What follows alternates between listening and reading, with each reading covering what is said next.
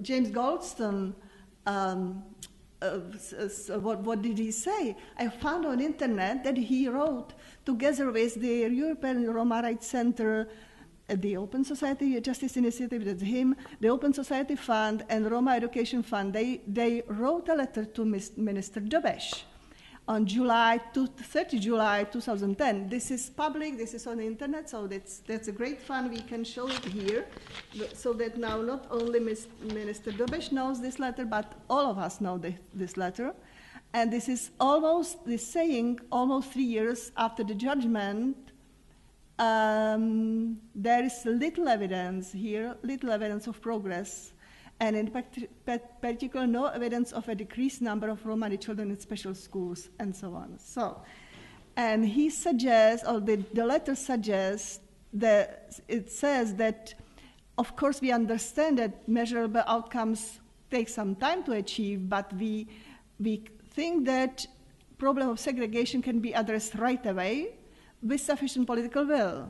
And there is recommendation, for instance, ensure provision of early childhood education for disadvantaged children. There is to do something with the teachers' attitudes. Yeah, it seems that they are very well informed. Issue an immediate moratorium on new admissions to practical school or special education for children with mild mental disabilities pending the adoption, and so on. So you see.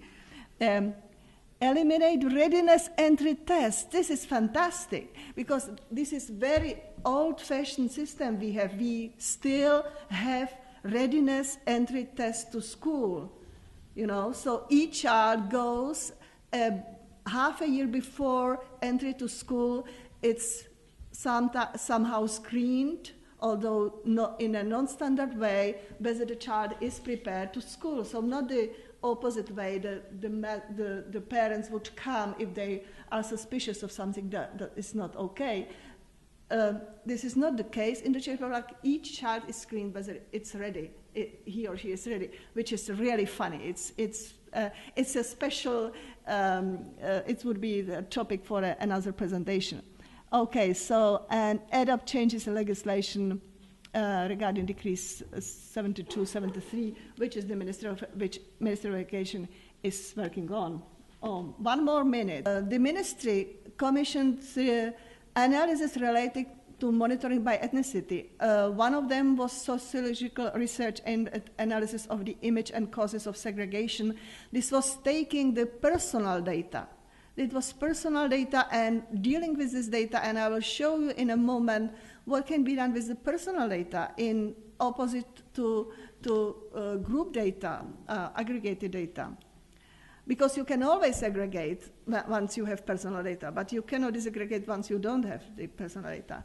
Then there was analysis of individual approach of teachers to pupils that was prepared by people in need, and then there was monitoring of framework of educational programs, programs used for education of Roma pupils, conducted again by another institute, this time Institute for Information on Education. So this is from the first analysis I mentioned. These are just numbers. The position paper, the policy paper of League of Human Rights speaks about numbers only. So it's important to see number of Roma and non-Roma children leaving the mainstream. You see comparison, you see how many Roma girls and boys in comparison with the mainstream are leaving and when. So yes, it's important. But if we have personal data, we can monitor, for instance, we can monitor anything by ethnicity. We can monitor well-being by ethnicity. We can monitor the achievement, so we can make aggregation later on. So it's much more power, it has much more power to collect the personal data than just the numbers.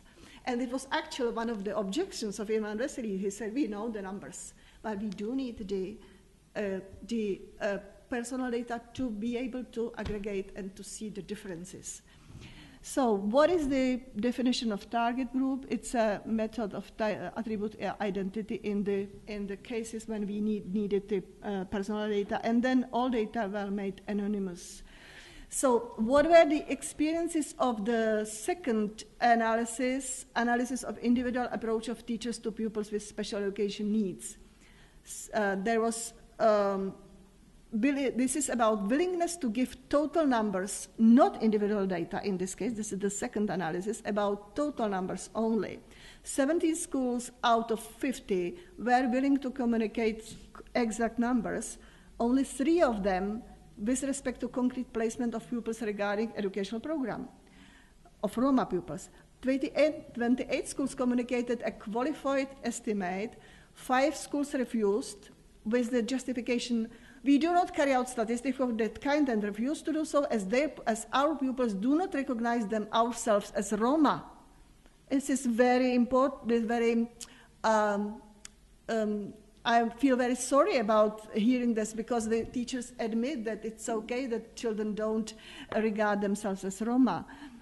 We don't distinguish between majority and minority children because we approach all children equally. This is a very common statement. We are very familiar with that. 6 respondents out of 50 understand Roma and socially disadvantaged as one category. All respondents approach all socially disadvantaged pupils equally. Respondents were directors of the 50 schools, and yet Roma, and now these are quotes, have aversion against education. Suddenly we know who is Roma, yes? They are not ambitious. They do not have an example to follow in their family. They undervalue preparation for school. They are not able even to understand that schooling is obligatory. These are all quotes. Their specificity is a position of education among their values. Perceived degree of acceptance is also possible to monitor by ethnicity. And you can imagine what is the perceived degree of acceptance of the children where the teachers have these perceptions. So the analysis concluded that the stereotypes can serve as an explanation of or use it as an excuse for failure. But who fails? Is the institution first or people first? We put institutions or people first. And in consequence, the stereotypes make it possible to resign on the mission of school.